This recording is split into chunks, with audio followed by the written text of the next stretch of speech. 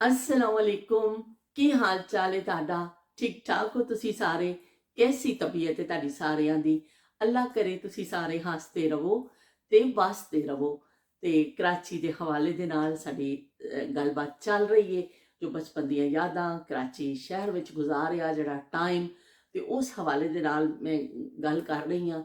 क्योंकि बहुत ज़्यादा इस तरह नहीं सी कि लाइफ स्टाइल लोगों का बहुत शाहाना उस ज़माने च भी शाहाना लोग होणगे, ज़रूर होणगे, लेकिन ज़्यादातर सादा सादा दौर सी, सादे सादे लोग सन, पर पढ़े लिखियां दा शहर कहलांदा सी कराची। और बड़ियां मुहब्बतां वाला शहर सी कराची। पता नहीं कराची नूं फिर किहदी नज़र लग गई कि कराची नफरतां दा शहर बन गया। देखते ही देखते कराची विच एक दूसरे के खिलाफ इन्नी नफरत आ गई, एक दूसरे लसानियत फैल गई और एक दूसरे खून दे प्यासे हो गए लोग। साडा जिहड़ा दौर सी जिहड़ा उसी मुहल्ले विच ही, मैं पहले भी तुहानूं कई दफ़ा दस चुकी हाँ कि पठान फैमिली च रहिंदी सी, उर्दू स्पीकिंग ज़्यादा सन साडे मुहल्ले च, पंजाबी ते सारे लोग मिल के रहिंदे सन। कोई किसी दा जानी दुश्मन नहीं सी। और जानी जानू जानी तो हो सकदा सी कि जान देंदे सन लोग एक दूसरे ते, पर जानी दुश्मन नहीं सन एक दूसरे दे। इन्नी मुहब्बत सी उन्हां ज़मानियां विच, पता नहीं वो मुहब्बतां कित्थे गवाच गईयां। ना मज़हब दे नां ते तफरीक सी, ना किसी कौम के हिसाब नाल तफरीक सी। एक दूसरे नाल इन्नी मुहब्बत नाल मिलदे सन, एक दूसरे के घर आना जाना करना। मैनूं यकीन ही नहीं आंदा कि अज लोकां विच जिहड़े दिलां विच नफरत आ गईयां ने कि फलां ए कौम है, फलां ए कौम है। इस तरह दी चीज़ां जिहड़ियां आ गईयां ने बहुत नुकसानदेह ने।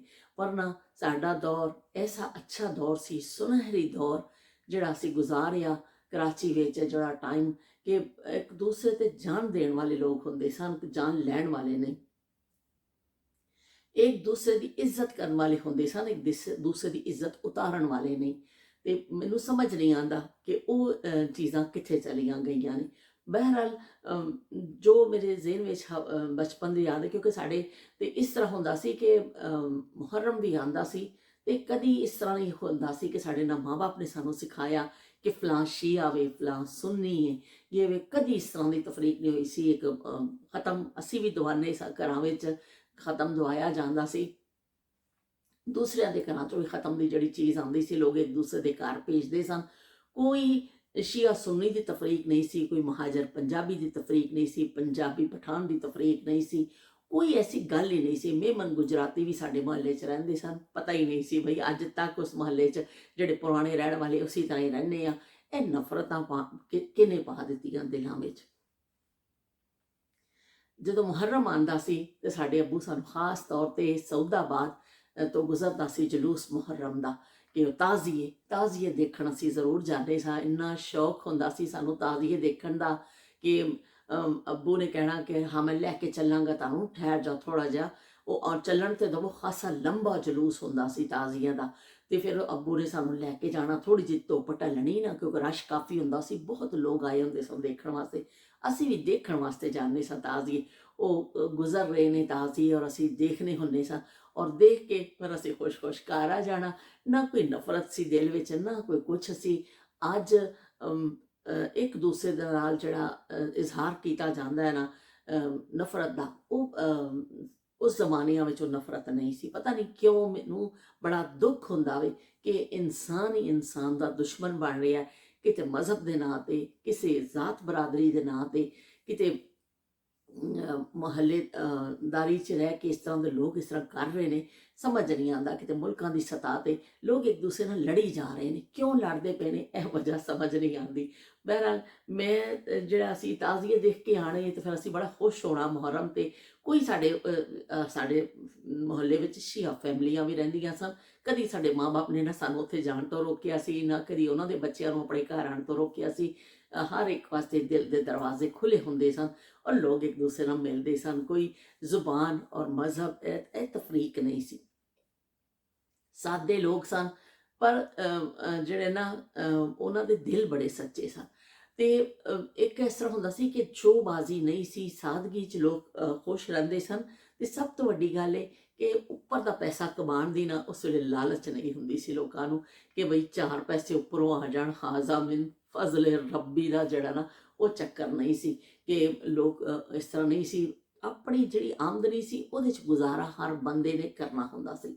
ਤੇ ਉਹ ਫਿਰ ਅਸੀਂ ਹੈਰਾਨ ਹੁੰਦੇ ਸਾਂ, ਬਲਕਿ ਮੁਹੱਲਿਆਂ ਵਿੱਚ ਅਗਰ ਕੋਈ ਐਸੀ ਫੈਮਿਲੀ ਆ ਜਾਂਦੀ ਸੀ ਜਾਂ ਕਿਸੇ ਦਾ ਚਾਲ ਚਲਨ ਐਸਾ ਦੇਖਿਆ ਜਾਂਦਾ ਸੀ ਕਿ ਵੀ ਇਹ ਥੋੜ੍ਹਾ ਜਿਹਾ ਮਸ਼ਕੂਕ ਹੋ ਗਿਆ ਬੰਦਾ ਕਿ ਉੱਪਰੋਂ ਪੈਸੇ ਕਮਾ ਰਿਹਾ ਹੈ ਜਾਂ ਥੋੜ੍ਹਾ ਨਜਾਇਜ਼ ਤਰੀਕੇ ਨਾਲ ਕਮਾ ਰਿਹਾ, ਉਹਨਾਂ ਲੋਕ ਮਹਿਦੂਦ ਕਰ ਦਿੰਦੇ ਸਨ। ਆਪਣਾ ਮਿਲਣਾ ਜੁਲਣਾ ਪਸੰਦ ਨਹੀਂ ਕੀਤਾ ਜਾਂਦਾ ਸੀ।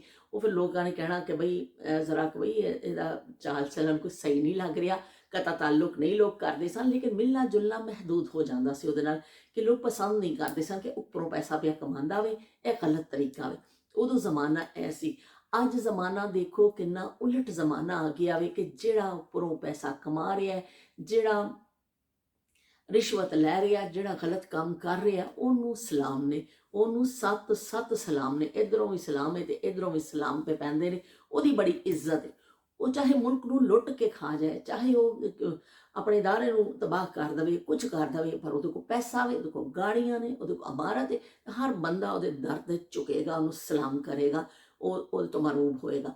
ਉਸ ਜ਼ਮਾਨੇ 'ਚ ਇਸ ਤਰ੍ਹਾਂ ਨਹੀਂ ਸੀ। ਲੋਕ ਜਿਹੜੇ ਸਨ ਕਹਿੰਦੇ ਸਨ ਕਿ ਸ਼ਰਾਫਤ ਸਭ ਤੋਂ ਬੜੀ ਚੀਜ਼ ਹੈ, ਸ਼ਰਾਫਤ ਦੇਖ ਕੇ ਮਿਲਣਾ ਜੁਲਣਾ ਲੋਕ ਕਰਦੇ ਸਨ। ਐਸੇ ਸਾਡੇ ਵੀ ਇੱਕ ਐਸੇ ਕੁਝ ਅਰਸੇ ਲਈ ਕਿਰਾਏਦਾਰ ਆਏ ਸਨ, ਮੈਨੂੰ ਹੁਣ ਉਹਨਾਂ ਦਾ ਨਾਂ ਤੇ ਯਾਦ ਨਹੀਂ ਹੈ, ਤੇ ਉਹਨਾਂ ਦੀ ਜਿਹੜੀ ਨਾ ਮਿਸਿਸ, ਉਹਦੀ ਬੱਚੀ ਦਾ ਨਾਂ ਸੀ ਡੋਲੀ। ਉਹਨਾਂ ਦਾ ਕਿਤੇ ਮਕਾਨ ਬਣਦਾ ਪਿਆ ਸੀ, ਬੜੀ ਮਾਡਰਨ ਉਹ ਖਾਤੂਨ ਸਨ, ਤੇ ਉਹ ਡਰੈਸਿੰਗ ਔਰ ਮਾਡਰਿੰਗ ਔਰ ਬੜੀ ਉਸ ਜ਼ਮਾਨੇ ਦੇ ਹਿਸਾਬ ਨਾਲ ਸਾਡੇ ਮੁਹੱਲੇ 'ਚ ਪਹਿਲਾ ਹੀ ਆਈਟਮ ਆਇਆ ਸੀ ਬਈ ਕਿ ਜਿਹੜਾ ਸਾੜੀ ਵੀ ਪਾ ਰਹੀ ਹੈ ਤੇ ਜੂੜੇ ਵੀ ਕਰ ਰਹੀ ਹੈ, ਤੇ ਬੜੀ ਮਾਡਰਨ ਤਰੀਕੇ ਨਾਲ ਨਿਕਲਦੀ ਸੀ ਔਰ ਸਲੀਵਲੈਸ ਪਾ ਕੇ ਔਰ ਇਸ ਤਰ੍ਹਾਂ। ਤੇ ਉਹਨਾਂ ਦਾ ਕਿਤੇ ਘਰ ਬਣ ਰਿਹਾ ਸੀ, ਉਹਨਾਂ ਆਰਜ਼ੀ ਕਿਰਾਏ ਤੇ ਲਿਆ ਸੀ, ਤੇ ਉਹ ਫਿਰ ਮੁਹੱਲੇ 'ਚ ਇਹ ਗੱਲ ਮਸ਼ਹੂਰ ਹੋ ਗਈ ਸੀ ਕਿ ਵੀ ਇਹਨਾਂ ਕੋ ਉੱਪਰ ਦੀ ਕੁਛ ਆਮਦਨੀ ਦੇ ਐਸੇ ਜ਼ਰਾਏ ਨੇ, ਉੱਪਰ ਦੀ ਆਮਦਨੀ। ਤਾਂ ਲੋਕ ਉਹਨਾਂ ਨਾਲ ਇੰਨਾ ਮਿਲਣਾ ਜੁਲਣਾ ਨਹੀਂ ਰੱਖਦੇ ਸਨ। ਬਸ ਸਲਾਮ ਦੁਆ ਕਿਤੇ ਮਿਲ ਗਏ, ਸਲਾਮ ਦੁਆ ਕਰ ਲਈ, ਵਰਨਾ ਲੋਕ ਕਹਿੰਦੇ ਸਨ ਕਿ ਨਹੀਂ ਬਈ ਇਹਨਾਂ ਦਾ ਜ਼ਰਾਏ ਆਮਦਨੀ ਜਿਹੜੀ ਹੈ ਉਹ ਠੀਕ ਨਹੀਂ ਹੈ, ਇਹ ਅਸੀਂ ਐਸੇ ਲੋਕਾਂ ਨਾਲ ਨਹੀਂ ਮਿਲਣਾ। ਲੋਕ ਆਪ ਹੀ ਪਿੱਛੇ ਹਟ ਜਾਂਦੇ ਸਨ। ਅੱਜ ਲੋਕ ਵੀ ਜਿਹੜੇ, ਮੈਂ ਕਹਿੰਦੀ ਹਾਂ ਕਿ ਜਿਹੜਾ ਜਿੰਨਾ ਗਲਤ ਕੰਮ ਕਰਦਾ ਹੈ ਉਹਦੇ ਦਰ 'ਤੇ ਜਾ ਕੇ ਖੜੇ ਹੋ ਜਾਂਦੇ ਨੇ, ਤੇ ਉਹਨੂੰ ਸਲਾਮਾਂ ਪੈਂਦੀਆਂ ਨੇ, ਤੇ ਉਹਦੀ ਇੱਜ਼ਤ ਵੱਧਦੀ ਹੈ।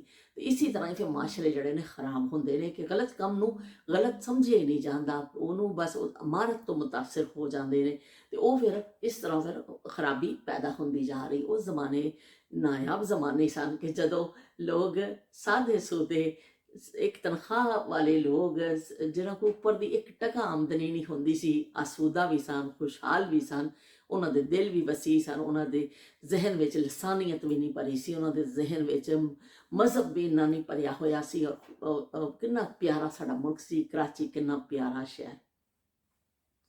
ਬਹਰਹਾਲ ਵਕਤ ਦੇ ਨਾਲ ਨਾਲ ਬਹੁਤ ਚੀਜ਼ਾਂ ਬਦਲੀਆਂ ਨੇ, ਤੇ ਇਹ ਜਿਹੜਾ ਨਫ਼ਰਤ ਆਈ ਹੈ, ਇਹਨੂੰ ਕੋਸ਼ਿਸ਼ ਕਰਨੀ ਚਾਹੀਦੀ ਹੈ ਕਿ ਅਸੀਂ ਘੱਟ ਕਰੀਏ, ਅਸੀਂ ਇਹਨਾਂ ਚੀਜ਼ਾਂ ਨੂੰ ਪਿੱਛੇ ਕਰੀਏ। ਹਰ ਇਨਸਾਨ ਨੂੰ ਅੱਲਾ ਨੇ ਦੁਨੀਆ 'ਚ ਭੇਜਿਆ ਵੇ, ਕੋਈ ਰੰਗ ਨਸਲ ਜ਼ੁਬਾਨ ਦਾ ਕੋਈ ਫਰਕ ਨਹੀਂ ਹੁੰਦਾ, ਕਿ ਸਾਰੇ ਇਨਸਾਨ ਨੇ ਉਹ ਅੱਲਾ ਨੇ ਭੇਜੇ ਨੇ, ਤੇ ਸਾਰਿਆਂ ਨੂੰ ਅੱਛੇ ਤਰੀਕੇ ਨਾਲ ਮਿਲੋ। ਕਿਸੇ ਤੇ ਕੋਈ ਬਰਤਰੀ ਨਹੀਂ, ਬਰਤਰੀ ਹੈ ਤੇ ਆਪਣੇ ਅਮਾਲ ਦੀ ਵਜ੍ਹਾ ਦੇ ਨਾਲ। ਤੇ ਫਿਰ ਮੈਂ ਤੁਹਾਨੂੰ ਦੱਸ ਰਹੀ ਹਾਂ, ਚਲੋ ਇਹ ਤੁਹਾਨੂੰ ਭਾਸ਼ਣ ਦੇਖੋ ਹੋਏ ਮੈਂ ਕਿੰਨੀ ਸੰਜੀਦਾ ਹੋ ਗਈ ਯਾਰ ਰੱਬੁਲ ਇੱਜ਼ਤ। ਮੈਂ ਤਾਂ ਬੜੀ ਸੰਜੀਦਾ ਵੀ ਗੱਲਾਂ ਕਰ ਲੈਂਦੀ ਹਾਂ, ਤੇ ਮੈਂ ਜਿਹੜਾ ਨਾ ਬੜਾ ਕਾਫੀ ਸੰਜੀਦਾ ਹੋ ਗਈ ਸਾਂ। ਤੇ ਇੱਕ ਸੀ ਸਾਡੇ ਜਿਹੜਾ ਜਿੱਥੇ ਮੈਂ ਦੱਸੀ ਗੱਤਾ ਫੈਕਟਰੀ ਸੀ ਔਰ ਮੈਦਾਨ ਸੀ, ਉੱਥੇ ਹੀ ਫਿਰ ਕੁਛ ਇੱਕ ਸਾਈਡ ਤੇ ਸਾਡੇ ਸਨ। ਤੇ ਲੋ ਬਈ ਮੈਂ ਤੁਹਾਨੂੰ ਦੱਸਣ ਲੱਗੀ ਸਾਂ ਕਿ ਮੈਂ ਜਿਹੜਾ ਜਿਹੜਾ ਸੀ ਨਾ ਗਰਾਊਂਡ, ਇੱਕ ਖਾਲੀ ਮੈਦਾਨ, ਜਿਹੜਾ ਗਰਾਊਂਡ ਮੈਂ ਹੁਣ ਤਾਂ ਬੜੇ ਮਹਜ਼ਬ ਅਲਫਾਜ਼ 'ਚ ਕਹਿ ਰਹੀ ਹਾਂ, ਖਾਲੀ ਮੈਦਾਨ ਸੀ, ਉੱਥੇ ਕੁਝ ਖਾਨਾ ਬਦੋਸ਼ ਵੀ ਰਹਿੰਦੇ ਹੁੰਦੇ ਸਨ ਸਾਡੇ। ਇਹ ਨਹੀਂ ਜਿਹੜੇ ਹੁੰਦੇ ਖਾਨਾ ਅਸੀਂ ਤਾਂ ਖਾਨਾ ਬਦੋਸ਼ ਹੀ ਸੁਣਿਆ ਸੀ, ਪਤਾ ਨਹੀਂ ਸ਼ਾਇਦ ਕੁਝ ਹੋਰ ਉਹਨੂੰ ਪੱਖੀਵਾਸ ਵੀ ਕਹਿੰਦੇ ਸਨ। ਹਾਂ, ਪੱਖੀਵਾਸ, ਖਾਨਾ ਬਦੋਸ਼ ਵੀ ਕਿਹਾ ਜਾਂਦਾ ਸੀ ਉਹਨਾਂ ਨੂੰ, ਤੇ ਪੱਖੀਵਾਸ ਦਾ ਵੀ ਲਫ਼ਜ਼ ਹੁੰਦਾ ਸੀ ਕਿ ਪੱਖੀਵਾਸ ਨੇ। ਤੋ ਪੱਖੀਵਾਸ ਵੀ ਸਾਡੇ, ਉਹਨਾਂ ਦੇ ਟੈਂਟ ਹੁੰਦੇ ਸਨ, ਜਿਵੇਂ ਟੈਂਟ ਹੁੰਦੇ ਨਾ, ਸੇਮ ਉਹੀ ਟੈਂਟ ਉਹਨਾਂ ਨੇ ਗੱਡੇ ਹੁੰਦੇ ਸਨ, ਤੇ ਉਹ ਕਿੱਲਾਂ ਦੇ ਨਾਲ, ਤੇ ਉਹ ਅੰਦਰ ਉਹਨਾਂ ਦੇ ਬਿਸਤਰੇ ਬੁਸਤਰੇ ਪਏ ਹੁੰਦੇ ਸਨ, ਕੁਛ ਭਾਂਡੇ। ਤੇ ਉਹ ਪਤਾ ਨਹੀਂ ਉਹਨਾਂ ਦਾ ਰੋਜ਼ਗਾਰ ਕੀ ਸੀ, ਮੰਗਦੇ ਸਨ ਕੀ, ਸਾਨੂੰ ਉਹਨਾਂ ਜ਼ਮਾਨਿਆਂ 'ਚ ਇੰਨਾ ਨਹੀਂ ਪਤਾ ਚੱਲਦਾ ਸੀ। ਬਹਰਹਾਲ ਉਹਨਾਂ ਦੇ ਉਹ ਟੈਂਟਾਂ ਵਿੱਚੋਂ ਰਹਿੰਦੇ ਹੁੰਦੇ ਸਨ।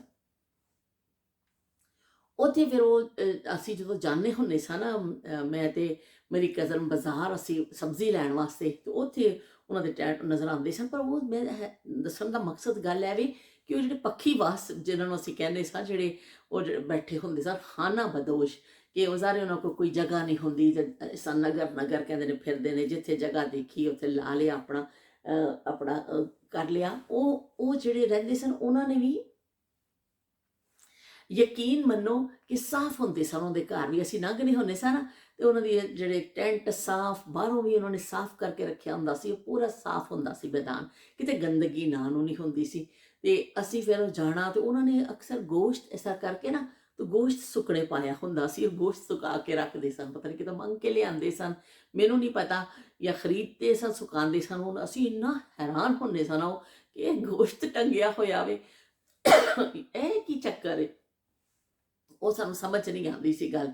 ਤੇ ਉਹ ਸਾਡੇ ਇਲਾਕੇ 'ਚ ਰਹਿੰਦੇ ਹੁੰਦੇ ਸਨ, ਫਿਰ ਕਦੀ ਕੁਝ ਐਸਾ ਚੀਜ਼ ਚਾਹੀਦੀ ਹੁੰਦੀ ਸੀ ਫਿਰ ਇੱਧਰ ਆ ਜਾਂਦੇ ਸਨ, ਕੋਈ ਪਾਣੀ ਛਾਣੀ ਚਾਹੀਦਾ ਵੇ, ਕਿਉਂਕਿ ਉਹਨਾਂ ਕੋਲ ਸਿਸਟਮ ਨਹੀਂ ਹੁੰਦਾ ਸੀ ਨਾ, ਕਿਸੇ ਦੇ ਘਰੋਂ ਪਾਣੀ ਭਰ ਕੇ ਲੈ ਜਾਂਦੇ ਸਨ ਇਸ ਤਰ੍ਹਾਂ। ਫਿਰ ਉਹਨਾਂ ਦੀ ਔਰਤਾਂ ਨੇ ਕੋਈ ਕੱਪੜਾ ਕਦੀ ਸਿਲਾਣਾ ਹੁੰਦਾ ਸੀ, ਫਿਰ ਇੱਧਰ ਆ ਜਾਂਦੀਆਂ ਸਨ। ਮੇਰੀ ਅੰਮੀ ਕਦੀ ਕਦੀ ਉਹ ਸਿਲਾਉਣ ਵਾਸਤੇ ਆਉਂਦੀਆਂ ਸਨ ਤੇ ਮੇਰੀ ਅੰਮੀ ਉਹਨਾਂ ਦੇ ਸਿਲਾਈ ਕਰ ਦਿੰਦੇ ਹੁੰਦੇ ਸਨ ਕੱਪੜੇ, ਕਿ ਚਲੋ ਵੀ ਬਾਜੀ ਕਮੀਜ਼ ਸੀ ਦੇ ਜਾਂ ਸ਼ਲਵਾਰ। ਤੇ ਇਸ ਤਰ੍ਹਾਂ ਜ਼ਮਾਨਾ ਮੁਹੱਬਤਾਂ ਵਾਲਾ ਸੀ ਕਿ ਲੋਕ ਚਲੋ ਉਹਨਾਂ ਨੂੰ ਸੀ ਦਿੰਦੇ ਹੁੰਦੇ ਸਨ। ਉਹਨਾਂ ਵਿੱਚ ਹੀ ਜਿਹੜਾ ਨਾ ਮਸ਼ਹੂਰ ਗੁਲੂਕਾਰਾ ਰੇਸ਼ਮਾ ਵੀ ਆਉਂਦੀ ਹੁੰਦੀ ਸੀ ਕਦੀ ਕਦੀ। ਮੈਨੂੰ ਤਾਂ ਹੁਣ ਯਕੀਨ ਨਹੀਂ ਆਉਂਦਾ, ਇੰਨੀ ਮਸ਼ਹੂਰ ਹੋ ਗਈ ਰੇਸ਼ਮਾ, ਕਿ ਰੇਸ਼ਮਾ ਉਹਨਾਂ ਦੀ ਕੋਈ ਰਿਸ਼ਤੇਦਾਰ ਸੀ ਜਾਂ ਮੈਨੂੰ ਨਹੀਂ ਪਤਾ। ਅਸੀਂ ਬਹੁਤ ਛੋਟੇ ਹੁੰਦੇ ਸਾਂ ਜਦੋਂ ਰੇਸ਼ਮਾ ਨੇ ਆਉਣਾ ਤੇ ਉਹ ਸਾਰੀਆਂ ਮਹੱਲੇ ਦੀਆਂ ਔਰਤਾਂ ਨੇ ਇਕੱਠੀਆਂ ਹੋ ਜਾਣਾ, ਰੇਸ਼ਮਾ ਗਾਣਾ ਤੇ ਸੁਣਾ, ਤੇ ਰੇਸ਼ਮਾ ਨੇ ਫਿਰ ਗਾਣਾ ਸੁਣਾਉਣਾ। ਅਸੀਂ ਇੰਨੇ ਛੋਟੇ ਹੁੰਦੇ ਸਾਂ, ਸਾਨੂੰ ਇਹਨਾਂ ਚੀਜ਼ਾਂ ਦਾ ਪਤਾ ਹੀ ਨਹੀਂ ਹੁੰਦਾ ਸੀ। ਤੇ ਬਾਅਦ 'ਚ ਉਹ ਪੱਖੀਵਾਸ ਉੱਠ ਕੇ ਉੱਥੋਂ ਚਲੇ ਗਏ ਸਨ। ਫਿਰ ਉਸ ਤੋਂ ਬਾਅਦ ਫਿਰ ਕੁਝ ਸਾਲਾਂ ਬਾਅਦ ਪਤਾ ਚੱਲਿਆ ਕਿ ਰੇਸ਼ਮਾ ਇੰਨੀ ਮਸ਼ਹੂਰ ਹੋ ਗਈ ਔਰ ਉਹਨਾਂ ਨੂੰ ਅੱਲਾ ਨੇ ਇੰਨੀ ਇੱਜ਼ਤ ਦਿੱਤੀ। ਦੇਖੋ ਉਹਨਾਂ ਦਾ ਕੈਸੀ ਆਵਾਜ਼ ਦਾ ਕੈਸਾ। ਲੇਕਿਨ ਜਦੋਂ ਸਾਡੇ ਮੁਹੱਲੇ 'ਚ ਆਉਂਦੀ ਹੁੰਦੀ ਸੀ ਨਾ ਰੇਸ਼ਮਾ ਆਉਣਾ, ਕੋਈ ਕੱਪੜੇ ਸਵਾਉਣ, ਜ਼ਿਆਦਾਤਰ ਮੇਰੀ ਅੰਬੀ ਕੋਲ ਕੋਈ ਆਉਂਦੀਆਂ ਹੁੰਦੀਆਂ ਸਨ ਇਕੱਠੀਆਂ ਹੋ ਕੇ, ਤੇ ਸਾਰੀਆਂ ਨੇ ਇਕੱਠੀਆਂ ਹੋ ਜਾਣਾ, ਰੇਸ਼ਮਾ ਚੱਲ ਗਾਣਾ ਸੁਣਾ। ਤੇ ਰੇਸ਼ਮਾ ਨੂੰ ਗਾਣੇ ਗਾਉਣ ਦਾ ਬੜਾ ਹੀ ਸ਼ੌਕ ਸੀ ਮੇਰੇ ਵਾਂਗਰ। ਤੇ ਰੇਸ਼ਮਾ ਨੇ ਫਿਰ ਗਾਣਾ ਸੁਣਾਉਣਾ ਤੇ ਉਹ ਫਿਰ ਫਿਰ ਇੱਥੋਂ ਚਲੇ ਗਏ। ਫਿਰ ਉਸ ਤੋਂ ਬਾਅਦ ਹਿੱਟ ਹੋਈ ਤੇ ਫਿਰ ਪਤਾ ਚੱਲਿਆ ਉਹ ਸਾਰੇ ਕਹਿੰਦੇ ਉਹ ਰੇਸ਼ਮਾ ਤੇ ਸਾਨੂੰ ਗਾਣੇ ਸੁਣਾਉਂਦੀ ਹੁੰਦੀ ਸੀ। ਉਹ ਆਪਣੀ ਰੇਸ਼ਮਾ ਮਸ਼ਹੂਰ ਹੋ ਗਈ ਤੇ ਉਹ ਫਿਰ ਰੇਸ਼ਮਾ ਜਿਹੜੀ ਹੈ ਇਸ ਚਲੀ ਗਈ, ਪਰ ਫਿਰ ਉਸ ਤੋਂ ਬਾਅਦ ਮਸ਼ਹੂਰ ਹੋਈ ਕਾਫੀ ਅਰਸੇ ਬਾਅਦ। ਲੇਕਿਨ ਉਦੋਂ ਜਦੋਂ ਇੱਥੇ ਪੱਖੀਵਾਸ ਰਹਿੰਦੇ ਸਨ ਉਦੋਂ ਫਿਰ ਉਹ ਸੁਣਾਉਂਦੇ ਹੁੰਦੇ ਸਨ, ਉਹਨਾਂ ਦਾ ਪੜਾਅ ਇੱਥੇ ਸੀ। ਤੇ ਉਹ ਫਿਰ ਉਹ ਵੀ ਯਾਦ ਇੱਕ ਮੇਰੇ ਜ਼ਿਹਨ ਵਿੱਚ ਹੈਗੀ। ਮੇਰੀ ਭਾਂਜੀ ਹੈ, ਅਮਰੀਕਾ ਰਹਿੰਦੀ ਹੈ, ਆਇਮਾ, ਤੇ ਉਹ ਫਿਰ ਜਦੋਂ ਮੇਰੇ ਨਾਲ ਗੱਲ ਕਰਦੀ ਹੈ ਨਾ ਤੇ ਉਹ ਕੋਈ ਵੀ ਗੱਲ ਕਰਾਂ ਤੇ ਮੈਂ ਇੱਕ ਗਾਣਾ ਜ਼ਰੂਰ ਉਹਨੂੰ ਸੁਣਾ ਦਿੰਦੀ ਹਾਂ। ਉਹ ਕਹਿੰਦੀ ਖਾਲਾ ਆਪਕੋ ਤਾਂ ਹਰ ਬਾਤ में एक गाना याद आ जाता है। ਮੈਂ ਕਿਹਾ ਮੈਂ ਕੀ ਕਰਾਂ, ਖਾਲਾ ਵੀ ਐਸੀ ਹੈ ਕਿ ਉਹ ਕੀ ਕਹਿੰਦੇ ਨੇ ਕੋਈ ਨਾ ਕੋਈ ਗਾਣਾ ਉਹਨੂੰ ਯਾਦ ਆ ਹੀ ਜਾਂਦਾ ਵੇ। ਤੇ ਇਸ ਤਰ੍ਹਾਂ ਫਿਰ ਉਹ ਰੇਸ਼ਮਾ ਦਾ ਜ਼ਿਕਰ ਆਇਆ ਨਾ ਤੇ ਯਾਦ ਆ ਗਿਆ। ਲੰਬੀ ਜੁਦਾਈ 4 ਦਿਨਾਂ ਦਾ प्यार हो रबा बड़ी लंबी जुदाई, लंबी जुदाई। ते लंबी जुदाई पता नहीं सी रेशमा इन्नी मशहूर हो जाएगी, लंबी जुदाई पा के चली गई तो फिर रेशमा जी मशहूर हो गए। तो वो फिर साढ़े मुहल्ले च बड़ा औरतां जो इकट्ठियां होंदियां सन ना तो बड़ा फख्र महसूस किया जाता सी कि रेशमा साढ़े मुहल्ले च भी रह के गई है। ਤੇ ਇਹ ਬਚਪਨ ਦੀ ਯਾਦਾਂ ਦੇ ਹਵਾਲੇ ਨਾਲ ਇੱਕ ਯਾਦ ਇਹ ਵੀ ਮੇਰੇ ਜ਼ਿਹਨ 'ਚ ਆ ਗਈ।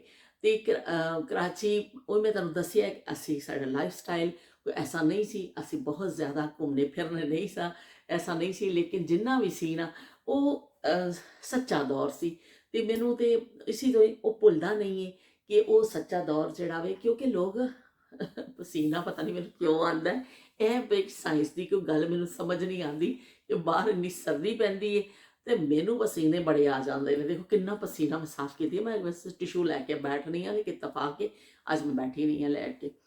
ਤੇ ਉਹ ਜ਼ਮਾਨੇ ਐਸੇ ਸਨ ਕਿ ਅਸੀਂ ਫਿਰ ਜਾਣੇ ਹੋਣੇ ਸਾਂ। ਇੱਕ ਕਬਰਸਤਾਨ ਸੀ, ਉਹੀ ਕਬਰਸਤਾਨ ਜਿੱਥੇ ਅੱਜ ਮੇਰੇ ਪੈਰੈਂਟਸ ਵੀ ਦਫਨ ਨੇ, ਉੱਥੇ ਸਾਡੀ ਦਾਦੀ ਦੀ ਕਬਰ। ਤੇ ਫਿਰ ਅਸੀਂ ਜਾਣੇ ਹੋਣੇ ਸਾਂ, ਕਾਫੀ ਫਾਸਲਾ ਸੀ, ਪੈਦਲ ਚੱਲ ਕੇ ਜਾਣਾ।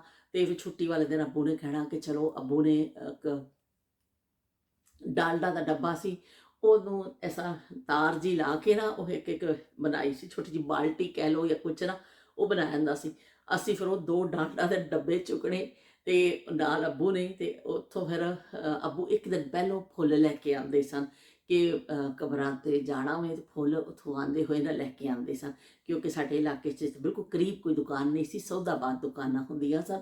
ਤੇ ਉੱਥੋਂ ਫਿਰ ਅਸੀਂ ਫੁੱਲ ਲੈ ਕੇ ਆਉਂਦੇ ਸਨ। ਅੱਬੂ ਨੇ ਆਉਂਦੇ ਹੋਏ ਨਾ ਉੱਥੋਂ ਫੁੱਲ ਲੈ ਕੇ ਆਉਣੇ, ਅਖਬਾਰ ਵਿੱਚ ਲਪੇਟ ਕੇ ਪੱਤੀਆਂ ਇਸ ਤਰ੍ਹਾਂ ਫੁੱਲਾਂ ਦੀਆਂ, ਤੇ ਉਹ ਤੋਂ ਧਾਗੇ ਨਾਲ ਬੰਨਿਆ ਹੁੰਦਾ ਸੀ। ਅੱਬੂ ਨੇ ਕਹਿਣਾ ਤੇ ਥੋੜਾ ਜਿਹਾ ਪਾਣੀ ਤਰੋਂਕ ਦਵੋ ਤੇ ਰੱਖ ਦਵੋ, ਸੁਬਹ ਕਬਰਸਤਾਨ ਜਾਣਾ ਵੇ।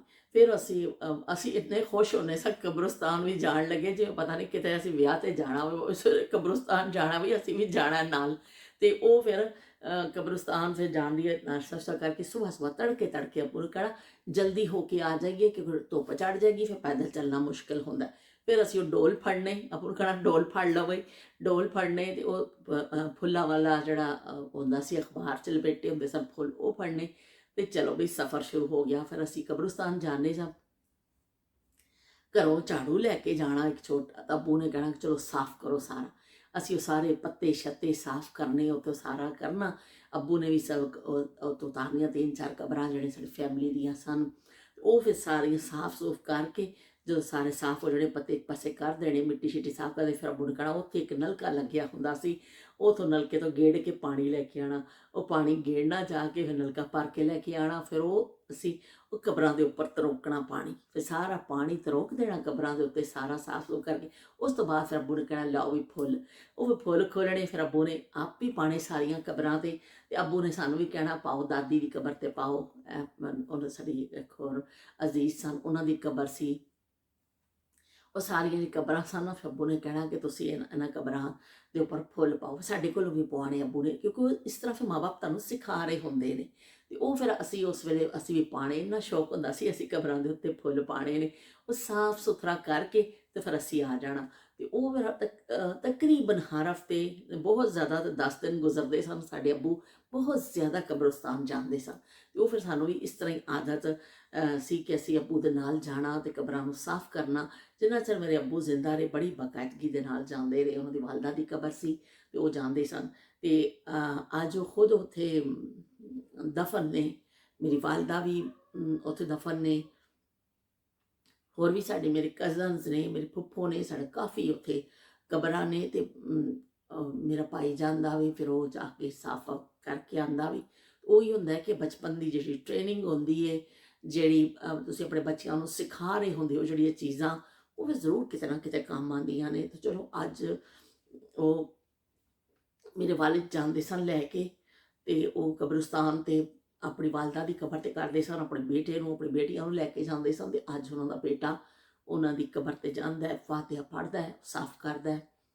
ਕੋਈ ਕਬਰ ਟੁੱਟ ਜਾਂਦੀ ਹੈ, ਖਰਾਬ ਹੋ ਜਾਂਦੀ ਹੈ, ਉਹਨੂੰ ਠੀਕ ਕਰਵਾਉਂਦਾ ਹੈ, ਤੇ ਚਲੋ ਕੋਈ ਨਾ ਕੋਈ ਉਹਨਾਂ ਨੂੰ ਦੇਖਦਾ।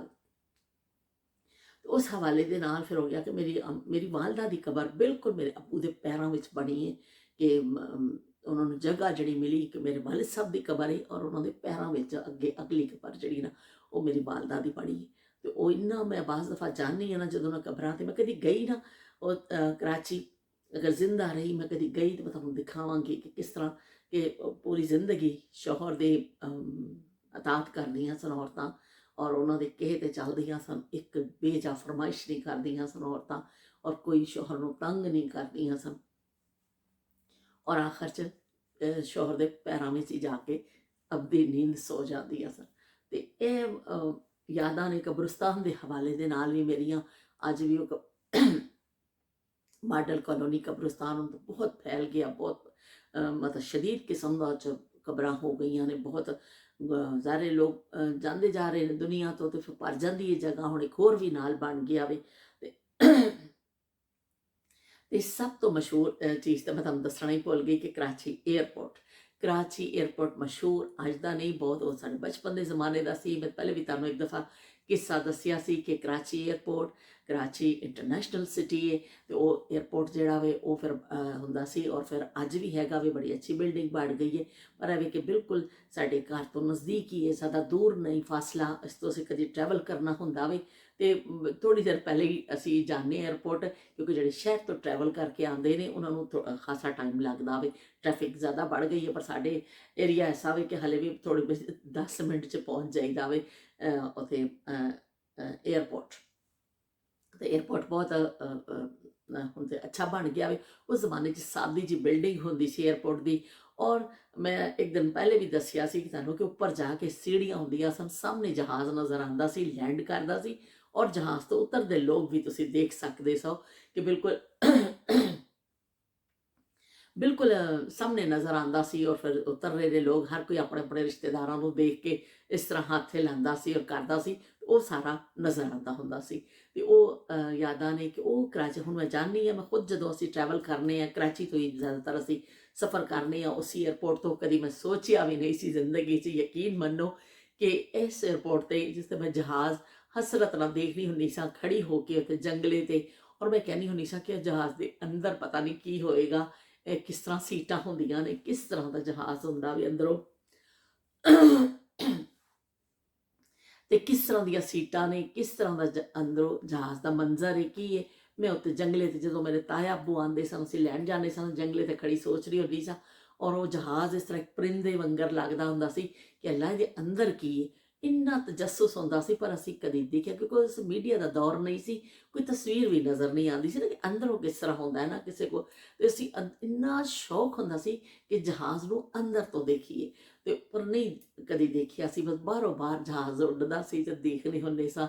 ਸਾਡਾ ਇਲਾਕਾ ਐਸਾ ਸੀ, ਹਰ 2 ਮਿੰਟ ਬਾਅਦ ਜਹਾਜ਼ ਤੇ ਅਸੀਂ ਟਾਟਾ ਉਹਨੂੰ ਕਰਨਾ, ਜਹਾਜ਼ ਨੂੰ ਟਾਟਾ। ਅਸੀਂ ਇਸ ਤਰ੍ਹਾਂ ਟਾਟਾ ਕਰ ਸਾਂ ਜਿਵੇਂ ਸਾਨੂੰ ਦੇਖ ਕੇ ਸਾਡੇ ਵੱਲ ਕੋਈ ਟਾਟਾ ਪੇ ਕਰ ਦੇਣੇ ਹਨ। ਪਰ ਉਹ ਟਾਈਮ ਔਰ ਅੱਜ ਦਾ ਜੋ ਮੈਂ 에ਅਰਪੋਰਟ ਦੇਖ ਰਹੀ ਹਾਂ, ਬੜੀ ਬਿਲਡਿੰਗ, ਬੜੀ ਸਿਕਿਉਰਿਟੀ, ਮਸ਼ੀਨਾਂ ਲੱਗ ਗਈਆਂ ਨੇ ਤੇ ਇਹ ਤੇ ਉਹ ਤੇ ਅੰਦਰੋਂ ਅੰਦਰ ਲਾਉਂਜ ਬਣ ਗਏ ਨੇ ਔਰ ਬੜਾ ਸਭ ਕੁਝ। ਤੇ ਉਹ ਬੜਾ ਹੈਰਾਨਕੁਨ ਹੁੰਦਾ ਹੈ ਕਿ ਕਿੱਥੇ ਉਹ ਮੈਂ ਉਹ 에ਅਰਪੋਰਟ ਦੇਖਿਆ ਜਿਹੜਾ ਬਿਲਕੁਲ ਸਾਹਮਣੇ ਤੁਸੀਂ ਤੁਹਾਡੇ ਜਿਹੜੇ ਗੈਸਟ ਆਉਂਦੇ ਸਨ, ਮਹਿਮਾਨ ਆਉਂਦੇ ਸਨ, ਰਿਸ਼ਤੇਦਾਰ ਆਉਂਦੇ ਸਨ, ਤੁਸੀਂ ਉਹਨਾਂ ਨੂੰ ਦੇਖਦੇ ਸੋ ਔਰ ਉਹਨਾਂ ਦਾ ਇਸਤਕਬਾਲ ਕਰਦੇ ਸੋ। ਤੇ ਇਹ ਚੀਜ਼ਾਂ ਸਾਰੀਆਂ ਬਚਪਨ ਦੀਆਂ ਯਾਦਾਂ ਨੇ ਕਰਾਚੀ ਦੇ ਹਵਾਲੇ ਦੇ ਨਾਲ। ਕਰਾਚੀ ਮੇਰਾ ਪਿਆਰਾ ਪਿਆਰਾ ਸ਼ਹਿਰ। ਤੇ ਮੈਂ ਥੋੜ੍ਹੀ ਜਿਹੀ ਕੋਸ਼ਿਸ਼ ਕਰਾਂਗੀ ਕਿ ਥੋੜ੍ਹਾ ਜਿਹਾ ਹੋਰ ਵੀ ਮੈਂ ਇਹਦਾ ਦੱਸ ਦੇਵਾਂ। ਤੇ ਜੇ ਕਰਾਂ ਪਰ ਖਾਸਾ ਲੰਬਾ ਮੇਰਾ ਖਿਤਾਬ ਹੋ ਜਾਂਦਾ ਵੇ। ਮੈਂ ਜਿੰਨੀ ਕੋਸ਼ਿਸ਼ ਕਰਨੀ ਹੈ, ਯਕੀਨ ਮੰਨੋ ਕਿ ਮੈਂ ਮੁਖਤਸਰ ਗੱਲ ਕਰਾਂ, ਪਰ ਮੁਖਤਸਰ ਗੱਲ ਮੇਰੇ ਕੋਲ ਹੁੰਦੀ ਨਹੀਂ। ਤੇ ਇਸ ਤੋਂ ਮੇਰੀ ਗੱਲ ਜਿਹੜੀ ਹੈ ਨਾ ਲੰਬੀ ਹੋ ਜਾਂਦੀ ਹੈ। ਤੇ ਹੁਣ ਮੈਂ ਚੱਲਣੀ ਹਾਂ ਫਿਰ ਇਨਸ਼ਾਅੱਲਾ। ਜਿਹੜੀਆਂ ਯਾਦਾਂ ਥੋੜ੍ਹੀਆਂ ਬਹੁਤ ਰਹਿ ਗਈਆਂ ਨੇ ਉਹ ख़त्म ਤੇ ਨਹੀਂ ਹੁੰਦੀਆਂ, ਲੇਕਿਨ ਅਸੀਂ ਉਹਨੂੰ ਇੱਕ ਕਹਿੰਦੇ ਨਾ ਦਰਿਆ ਕੋ ਕੂਜ਼ੇ ਮੈਂ ਬੰਦ ਕਰਨਾ, ਤੇ ਉਹ ਕੂਜ਼ੇ 'ਚ ਬੰਦ ਕਰਾਂਗੇ ਤੇ ਅਸੀਂ ਥੋੜ੍ਹਾ ਬਹੁਤ ਜਿਹੜਾ ਹੋ ਰਿਹਾ ਉਹਨੂੰ ਫਿਰ ਯਾਦ ਕਰਨੇ ਆ, ਸੋਚਨੇ ਆ। ਜਿਹੜੀ ਜਿਹੜੀ ਚੀਜ਼ ਮੈਨੂੰ ਯਾਦ ਆਉਂਦੀ ਤੁਹਾਡੇ ਨਾਲ ਸ਼ੇਅਰ ਕਰ ਲਾਂਗੀ। ਤੇ ਹੁਣ ਮੈਂ ਚੱਲਣੀ ਹਾਂ। ਅਗਰ ਤੁਹਾਨੂੰ ਕਰਾਚੀ ਦੇ ਹਵਾਲੇ ਦੇ ਨਾਲ ਤੁਹਾਡੇ ਜ਼ਿਹਨ 'ਚ ਕੋਈ ਯਾਦ ਹੋਵੇ, ਤੁਸੀਂ ਉਸ ਸ਼ਹਿਰ 'ਚ ਰਹੇ ਹੋਵੋ ਜਾਂ ਤੁਸੀਂ ਤੁਹਾਡੇ ਕੋਈ ਯਾਦ ਵਾਬਸਤਾ ਹੋਵੇ, ਤਾਂ ਮੈਨੂੰ ਕਮੈਂਟ ਕਰਕੇ ਜ਼ਰੂਰ ਦੱਸਿਓ ਕਿ ਕੋਈ ਚੀਜ਼ ਐਸੀ ਜਿਹੜੀ ਮੈਂ ਭੁੱਲੀ ਹੋਵਾਂ, ਕਿਉਂਕਿ ਮੈਂ ਤਾਂ ਉਹੀ ਚੀਜ਼ਾਂ ਦੱਸਣੀਆਂ ਨੇ ਜਿਹੜੀਆਂ ਮੈਂ ਦੇਖੀਆਂ ਨੇ। ਮੈਂਡਕ ਕੂਏ ਵਿੱਚ ਹੁੰਦਾ ਹੈ ਤੇ ਉਹ ਸਮਝਦਾ ਵੀ ਕੂਆ ਹੀ ਜਿਹੜਾ ਸਾਰੀ ਦੁਨੀਆ ਵਿੱਚ, ਉਹ ਕਦੀ ਨਿਕਲਿਆ ਹੀ ਨਹੀਂ ਹੁੰਦਾ ਬਾਹਰ। ਇਸ ਤਰ੍ਹਾਂ ਅਸੀਂ ਉਹ ਮਾਡਲ ਕਲੋਨੀ ਦੀਆਂ ਗਲੀਆਂ ਤੇ ਸਦਰ ਤੇ ਬਸ ਇੰਨੀ ਤੇ ਸਾਡੇ ਵਾਸਤੇ ਦੁਨੀਆ ਹੀ ਉਹ ਸੀ। ਅਸੀਂ ਉਸ ਤੋਂ ਇਲਾਵਾ ਕਦੀ ਕੁਝ ਦੇਖਿਆ ਹੀ ਨਹੀਂ ਸੀ, ਸਾਨੂੰ ਪਤਾ ਹੀ ਨਹੀਂ ਸੀ। ਤੇ ਹੁਣ ਮੈਂ ਚੱਲਣੀ ਆ, ਫਿਰ ਮਿਲਨੇ ਆ ਇਨਸ਼ਾਅੱਲਾ ਨਵੀਆਂ ਯਾਦਾਂ ਦੇ ਨਾਲ ਤੁਹਾਡੇ ਨਾਲ ਮੈਂ ਸ਼ੇਅਰ ਕਰਾਂਗੀ। ਅੱਲਾ ਹਾਫਿਜ਼ ਤੇ ਰੱਬ ਰਾਖਾ।